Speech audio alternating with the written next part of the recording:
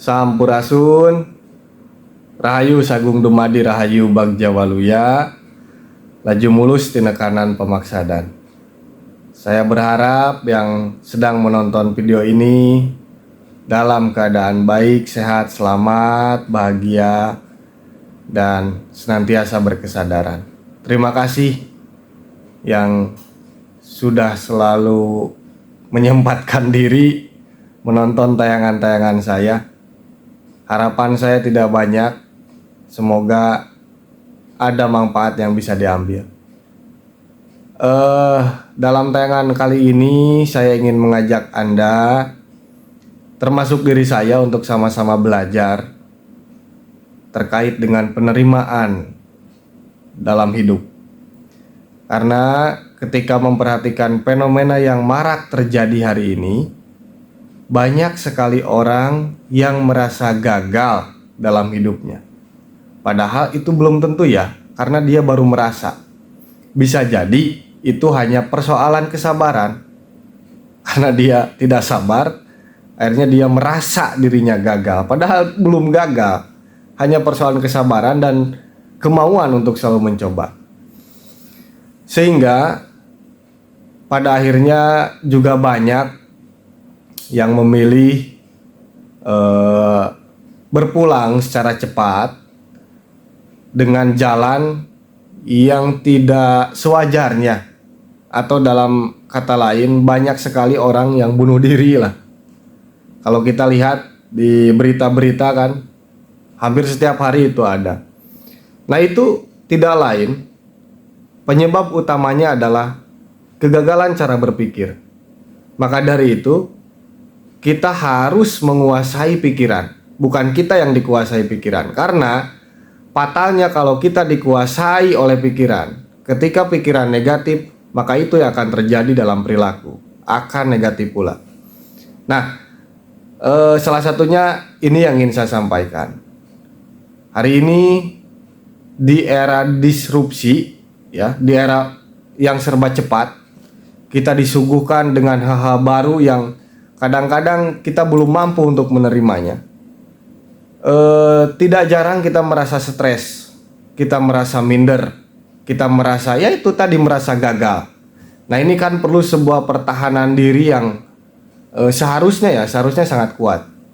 Maka dari itu, cara pertama adalah mari kita kembali pada fitrah yang sesungguhnya, bahwa lahirnya manusia atau dilahirkannya manusia ke muka bumi itu sudah diberkati dengan keunikan, dengan keistimewaan.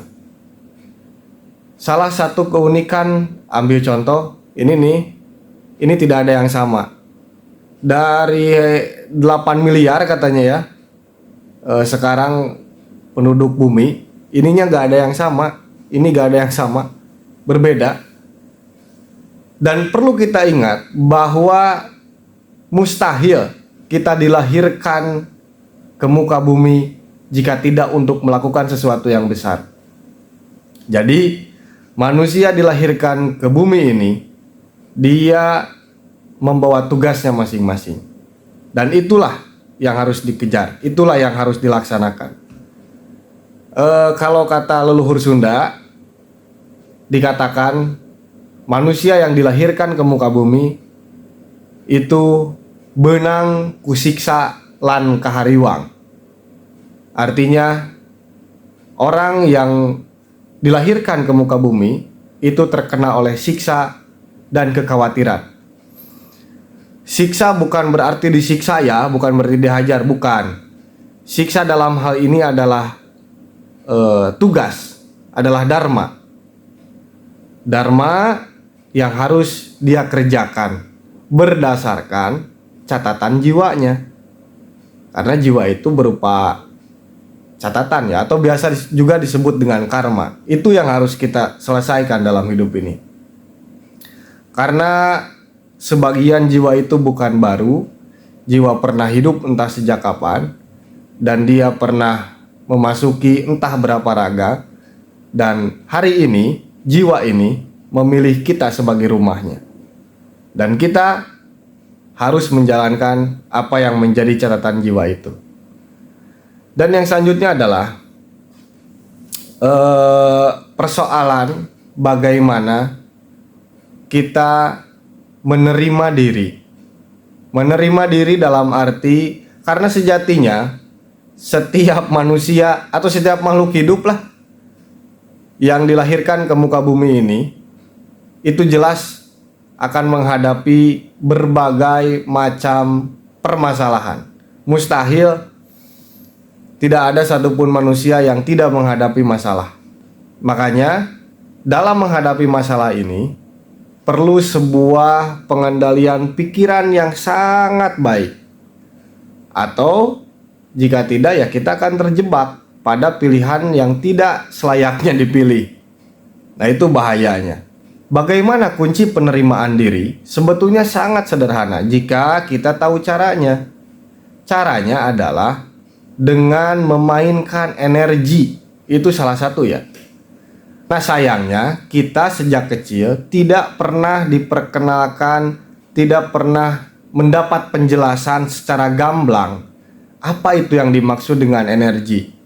Energi itu apa, bagaimana, untuk apa, kita kan tidak pernah. Nyaris tidak pernah. Nah, padahal kehidupan ini tidak bisa dilepaskan dari persoalan energi, atau bahasa kitanya daya energi itu ya. Dan kalau berbicara hukum, energi itu kan hukumnya kekal, abadi. Makanya jiwa juga bagian dari energi, makanya dia tidak bisa musnah. Makanya jiwa itu ya ketika kita mati ya, yang hancur itu hanya raganya, jiwanya tetap hidup sampai kapanpun, selama catatannya masih ada ya, sebelum akhirnya dia netral kembali, atau katakanlah kembali bersatu dengan Yang Maha. Nah, lalu kaitannya dengan proses berpikir, justru energi inilah yang akan mewujudkannya, dia yang akan bekerja. Sebagai contoh, hari ini saya berpikiran atau mencipta, ya cipta itu pikir ya, pikir itu bahasa Arab, bahasa kitanya cipta. Makanya disebutnya daya cipta gitu. Ini kan energi dan pikiran ini sesuatu yang tidak bisa dipisahkan. Sebagai contoh, saya ingin besok hari bertemu dengan seseorang. Lalu saya kirimkan gelombangnya, frekuensinya, vibrasinya, energinya. Maka dia akan beresonansi sehingga tidak menutup kemungkinan saya akan bisa bertemu esok harinya. Ya, selain saya misalkan berusaha dengan mengontak dia, menghubungi dia begitu. Nah, maksud saya begitu pula dalam berbagai urusan kehidupan. Apa yang kita pikirkan itu yang akan terjadi. Maka dari itu usahakan pikiran kita selalu terkendali, selalu bisa dikendalikan, termasuk juga energinya. Contoh lain, kan katanya ada yang menyebutkan bahwa penyakit itu 70% atau penyebab besarnya adalah karena pikiran. Itu benar. Karena yang dipikirkan itu yang akan terjadi. Karena ketika kita berpikir, katakanlah kepala kita ya biar mudah, itu akan mengeluarkan frekuensi, akan mengeluarkan gelombang yang nantinya akan beresonansi, menyentuh, atau ya katakanlah menyentuh ya, kalau orang-orang yang sefrekuensi dengan kita, satu energi dengan kita. Makanya kalau kita berpikiran jelek, kita juga akan dipertemukan dengan orang-orang yang pikirannya sama jeleknya. Maka dari itu penting untuk mengendalikan pikiran dan energi. Walaupun itu bukan sesuatu yang mudah. Jujur saja sampai hari ini saya belum mampu.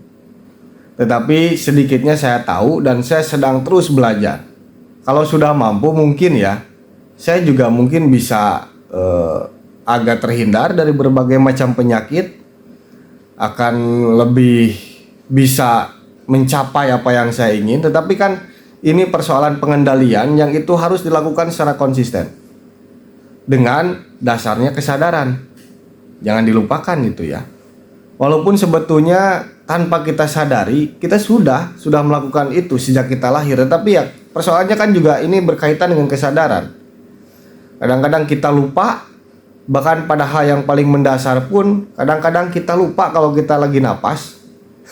Nah itu kan sesuatu yang selayaknya tidak terjadi dalam kehidupan ini. Artinya dalam setiap waktu, dalam setiap detik, menit, jam, semua harus dibarengi dengan kesadaran yang baik, yang nantinya setelah kita mampu mengendalikan pikiran kita, mengolah energi kita, nanti urusannya puncaknya adalah pada pembersihan jiwa.